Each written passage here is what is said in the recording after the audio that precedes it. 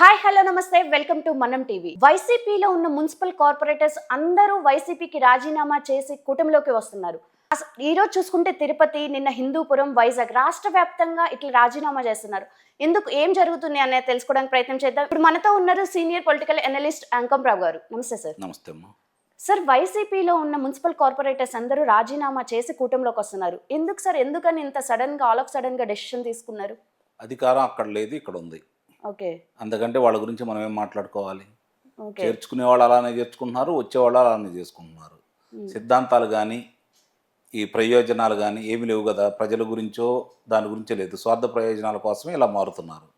దాన్ని పార్టీలు ఎంకరేజ్ చేస్తూ ఉన్నాయి. ఇలా కొనసాగుతూనే ఉంది. గతంలో కూడా అలానే జరిగింది కదా, ఇప్పుడు అలానే జరుగుతుంది. ఎందుకంటే వ్యత్యాసం ఏముంటుంది? పార్టీలు మారారు అంతేగాని వ్యక్తులు అయితే మారట్లేదుగా, వాళ్ళ బుద్ధులు మారట్లేదు. ఓకే సార్, ఇప్పుడు ఇప్పుడు రాజీనామా చేస్తున్నందుకు వైసీపీలో ఉన్న వాళ్ళు వాళ్ళపై గొడవలు చేస్తున్నారనే వార్తలు కూడా వస్తున్నాయి. అవును, కొంత స్థానికంగా బలంగా ఉన్న తిరుపతి లాంటి ప్రాంతాల్లో కరుణాకర్ రెడ్డి కావచ్చు, లేదా అట్లా కొన్ని 1-2 ప్రాంతాల్లో వాళ్ళు హడావిడి చూస్తున్నారు. మిగిలిన చోట ఎక్కడా మాట్లాడట్లేదు కదా, కుక్కిన పిన్నల్లే కలకుండానే ఉన్నారు కదా. అంటే అక్కడ బలం లేదు, ఇక్కడ కొంచెం బలం ఉంది. వాళ్ళు ఇక్కడ తిరుపతిలో వాళ్ళు వచ్చేసి ఈ కూటమి సభ్యుల మీద దాడి చేసి ఇక్కడ ఉన్న సభ్యులను తీసుకుని వెళ్తున్నారు. అక్కడ ఎవరైతే శాసనమండలి సభ్యుడు ఉన్నారో ఆయన కిడ్నాప్ చేశారన్నారు. అది లేదు, నేను ఆసుపత్రిలో ఉన్నాను, నేను బాగానే ఉన్నానని చెప్పని ఆయన వీడియో విడుదల చేయాల్సిన పరిస్థితి.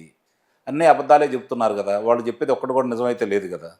ఇక అక్కడ కూడా చూస్తూనే ఉంటే వాళ్ళందరూ కూడా స్వచ్ఛందంగా మేము అభివృద్ధికి ఓటైపోతున్నాము, వైఎస్ఆర్సీపీకి వెళ్ళి మేము ఉండలేదని చెప్పని వాళ్ళే చెప్తున్నారు.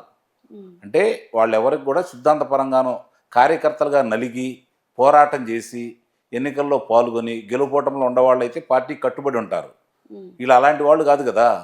4 డబ్బులు సంపాదించిన వాళ్ళను లేదంటే బలవంతంగా తీసుకొచ్చి నిలబెట్టిన వాళ్ళు అలానే ప్రవర్తిస్తారు. అంతకంటే గొప్పగా ఎలా ప్రవర్తిస్తారు చెప్పండి. సార్, అయితే వైసీపీలో ఈ మధ్య రాజీనామాలు ఎక్కువ వినపడుతున్నాయి సార్.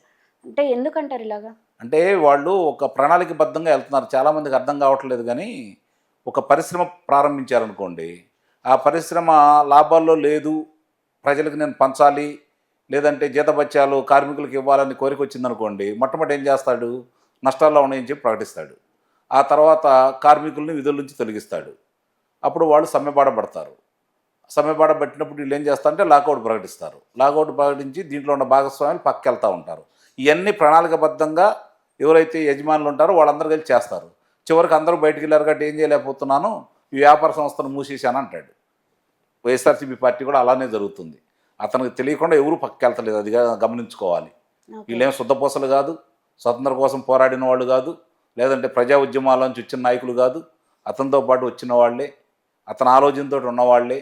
అతను వ్యతిరేకించే వాళ్ళు ఎన్నికల ముందు వ్యతిరేకించారు. ఇప్పుడు పార్టీ మారే వాళ్ళందరూ కూడా అధికారం కోసం వస్తున్నారు. అధికారంలో ఉంటే ఏం చేయొచ్చో వాళ్ళు రుచి చూశారు కాబట్టి దానికోసం మళ్ళీ వస్తున్నారు.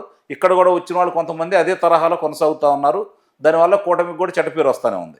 ఇది గమనించుకోవాలి కూటమి పెద్దలు కూడా. సార్, ఇంకొకటి, జగన్మోహన్ రెడ్డి కూడా ఓడిపోయిన తర్వాత మళ్ళీ పార్టీ పుంజుకోవడానికి ఏదైనా ప్రయత్నం చేద్దాం అనేది కూడా ఆయనలో కనిపించట్లేదు అనే వార్తలు కూడా ఉన్నాయి సార్. నిజమేనమ్మా, అదే చెప్పాను కదా నేను. అది ఒక వ్యాపార సంస్థగా భావించారు. తండ్రి అధికారం ఉండగా తండ్రి అధికారాన్ని పెట్టుకొని 1,00,000 కోట్ల రూపాయలు దోసుకున్న వ్యక్తి తన అధికారంలోకి వస్తే ఇంకెంత దోసుకోవచ్చో తెలుసు కాబట్టి అధికారం కోసం ప్రయత్నించాడు. ఒక్కసారి అధికారంలోకి వచ్చారు. అధికారంలోకి వచ్చిన తర్వాత వాళ్ళు ఇంకా శాశ్వతంగా అధికారంలో ఉంటామని చెప్పని రాష్ట్రాన్ని దోచుకున్నారు. ఇంకా దోచుకోవడానికి కూడా మిగల్లా. ఈ పరిస్థితిలో మళ్ళీ ప్రజలు తిరస్కరించారు కాబట్టి, అతని దోపిడీ విధానాన్ని మళ్ళీ చూశారు కాబట్టి ప్రత్యక్షంగా దోపిడీతో పాటు దౌర్జన్యాలు, హత్యలు కూడా చేయించారు కాబట్టి ఇవన్నీ చూసుకొని వాళ్ళు ఏవగింపుకి వచ్చారు. లేకుంటే 151 స్థానాలకు వచ్చిన పార్టీ ఏ కూటమి లేకుండా 11 స్థానాలకు దిగజారిపోయిందంటే దాని అర్థం ఏంటి? 140 స్థానాలు కోల్పోవడం అంటే మామూలు విషయం కాదు కదా. ప్రజల్లో ఎంత వ్యతిరేకత వచ్చినట్టు, ప్రజలు ఏ విధంగా అసహించుకున్నట్టు వీళ్ళని. కాబట్టి అతను తెలుసు కాబట్టి వ్యాపార సంస్థ ఇప్పుడు ఉండాలనుకోండి, పార్టీ నడపాలి అంటే ఎవరో ఒకళ్ళ మీద భారం వేయాలి. ఆ భారం వేస్తే వాళ్ళు మోయటానికి సిద్ధంగా లేరు. తన జేబులోంచి డబ్బులు పెట్టాలంటే జగన్మోహన్ రెడ్డికి మనసు ఒప్పదు. అవన్నీ అతను చేసిన కుంభకోణాలకు సంబంధించి ఒక్కొక్కటి బయటకు వస్తూ ఉన్నాయి. ఒకవేళ ఈడీ కేసులో, సిబిఐ కేసులో అతను కాపాడుతున్నా రాష్ట్ర పరిధిలో చాలా ఉదంతాలు అతన్ని మోసం చేసినవి, అతను దోపిడీ చేసినవి అన్నీ బయటకు వస్తున్నాయి కాబట్టి ఇబ్బందులు కలగబోతున్నాయని చెప్పని ఊహించుకొని ఎవరినో ప్రసన్నం చేసుకోవడానికి ఆ విధంగా చేస్తున్నాడని అయితే నేను భావిస్తున్నాను. ఓకే సార్, అయితే ఇప్పుడు జగన్మోహన్ రెడ్డి పరిపాలనలో కూడా జనం ఎంత నష్టపోయారు అనేది అందరికీ తెలుసు. కానీ ఆయన ఏ రోజు క్షమాపణ భావంతో అయితే లేరు సార్. అంటే ఆయన అతను రాజు. యాటిట్యూడ్ అలా ఉంటుందా? అతను రాజు, నేనే రాజు, నా కింద అందరూ ప్రజలందరూ కూడా నేను ఒక నియంతని, నేను చెప్పిందే వినాలనుకుంటాడే తప్ప ప్రజల గురించి కానీ ప్రజాప్రతినిధుల గురించి కానీ తన సహచరుల గురించి కానీ వాడు చెప్తే వినాలన్న ఆలోచన ఏ రోజు లేదు, భవిష్యత్తులో కూడా రాదు. వాళ్ళందరూ అలానే ఉంటారు, అలాంటి వ్యక్తులు అందరూ అలానే ఉంటారు. నేను ఒక్కడనే గొప్పవాడిని, మిగిలిన అందరూ పనికి మాలినాళ్ళు అనేది వాళ్ళ భావన. అందువల్లే అతను అదే ఆలోచనలో ఉంటాడు. అయితే ఇదంతా చూసుకుంటే నెక్స్ట్ కమింగ్ ఎలక్షన్స్కి అసలు వైసీపీ కనుమరుగైపోయేలాగా ఉంది. అప్పుడు దాకా కూడా ఉంటుందని నేను అయితే భావించట్లా. 2026 నాటికి ఆ పార్టీ ఉండదని చెప్పనేది నేను భావిస్తున్నాను. సార్, ఒకవేళ మీరు అన్నట్టు వైసీపీ కనుమరుగైపోతే నెక్స్ట్ అతనికి ప్లాన్ బి ఏమైనా ఉందా? అంటే లండన్ ఇవన్నీ వినిపిస్తున్నాయి కదా సార్, అంటే తన ఇన్వెస్ట్మెంట్స్ అక్కడికి వెళ్ళే అవకాశం ఉందా? అవును, దీవి కూడా కొన్నాడట. ఇప్పుడైతే వచ్చారు, రేపు పొద్దున మళ్ళీ ఇంకొక ఉదంతం ఏదో బయటికి తీసుకొస్తారు. ఆ ఉదంతంతో నేను కుమార్తె దగ్గరికి వెళ్ళాలనో లేకపోతే వైద్యం కోసం వెళ్ళాలనో చెప్తారు, అనుమతులు ఇస్తారు. ఎందుకంటే సిబిఐ ఎట్లా అనుమతి ఇస్తుంది కదా, అవును. కాబట్టి అనుమతులు ఇస్తారు. అనుమతులు ఇచ్చినప్పుడు వెళ్తాడు. ఈ తడవ మాత్రం రాడు. సో ఈయన మరో విజయ్ మాల్యా అనొచ్చా? విజయ్ మాల్యా అనాలా, లేకపోతే లలిత మోడీ అనాలో, లేకపోతే ఇక దానికి సంబంధించినంత చాలామంది ఉన్నారు కాబట్టి వాళ్ళందరి పేర్లు కూడా మనం ఉదాహరించవచ్చు. అందులో ఎలాంటి సందేహం కూడా ఏం లేదు. సార్, అయితే ఇప్పుడు ఆయన ఇక్కడ చాలా పెద్ద పెద్ద ప్యాలెస్లే కట్టారు, మరి వాటిని సార్ వాటి పరిస్థితి? ఇప్పుడు అతనికి సంబంధించినంత వరకు 26 చోట్ల అనధికారికంగా అతను రాజమహల్లు నిర్మించుకుంటున్నాడు. అందులో ఒక్కదానికి అనుమతి ఉంది, మిగిలిన చాట అనుమతులు లేవు. కాబట్టి ఇటు ప్రభుత్వం స్వాధీనం చేసుకుంటుంది. రిషికొండలో కట్టింది అతని విలాసాల కోసం, విడిది కోసం ఏర్పాటు చేసుకున్నాడు. దాన్ని కూడా రేపొద్దు ప్రభుత్వ పరమే కాబట్టి అతని పరం కాదు. కాబట్టి అతనికి ఉండేది ఏంటంటే తాడేపల్లిలో ఉన్నటువంటిది, అలాగే సొంత నియోజకవర్గంలోను, కడపలోను, ఇడుపులపాయలోను, బెంగళూరులోనూ ఉన్నాయి, చెన్నైలో అంటున్నారు. ఇవన్నీ నాకు తెలిసి అక్కడికి వెళ్ళారనుకోండి, దాని గురించి ఏదో ఒకటి పెడతాడు. అక్కడికి వెళ్ళే లోపు దాని మీద ఎవరికొన్న అమ్మేయటము, లేకపోతే ఏదైనా లోన్ తీసుకోవటము, ఏదో ఒకటి చేస్తాడు. మిగిలినన్నీ ఇప్పటికీ చాలా వరకు తరలించుకుపోయారు ఇక్కడి నుంచి ధనం. ఆ ధనాన్ని పెట్టుకొని అక్కడే వాళ్ళు శాశ్వతంగా అక్కడే ఉంటారు.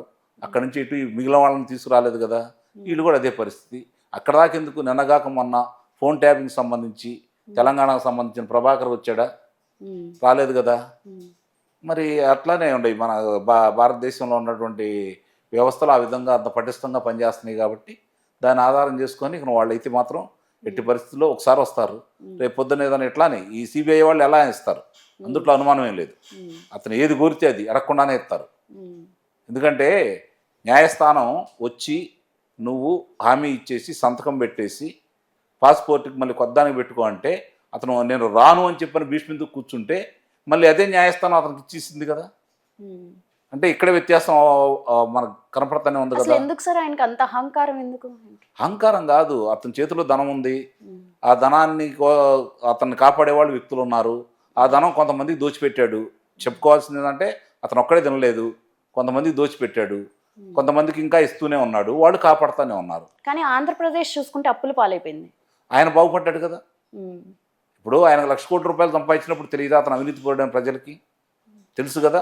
తెలిసి కూడా ఆ రోజు 67 స్థానాలు ఇచ్చారు, 8 లోక్సభ స్థానాలు ఇచ్చారు, తర్వాత 151 స్థానాలు శాసనసభకు ఇచ్చారు, 22 స్థానాలు లోక్సభకు ఇచ్చారు. అంటే ప్రజలు అవినీతిని పెద్దగా పట్టించుకోవట్లేదని ఇక్కడ గమనించుకోవాలి.